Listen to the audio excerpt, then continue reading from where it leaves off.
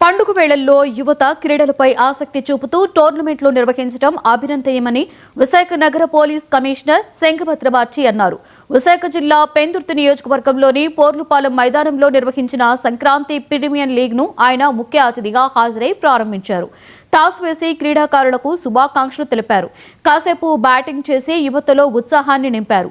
శరీర దారుఢ్యం, మానసిక ఉల్లాసానికి క్రీడలు దోహదపడతాయని, దానికి అనుగుణంగా యువత ముందుకు సాగాలని యువతకు సూచించారు.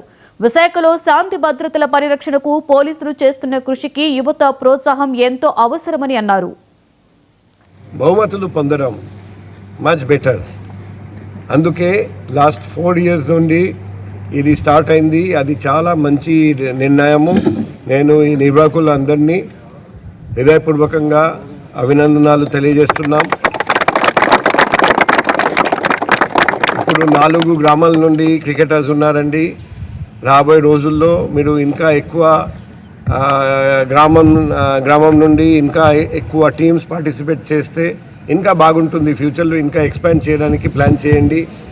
అండ్ బహుమతి చూస్తే వింటే ఇప్పుడు విన్నర్స్కి 50,000 అండ్ రన్నర్స్కి 20,000 అని ఇప్పుడు వాళ్ళు ఆలోచిస్తున్నారండి.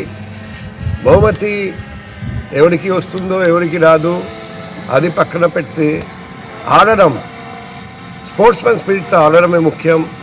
ఇప్పుడు మన వైజాగ్లో 16th, 17th, 18th celebrity cricket league, అక్కడ మన దేశంలో ఉన్న వివిధ రాష్ట్రం నుండి సెలబ్రిటీస్ వచ్చి క్రికెట్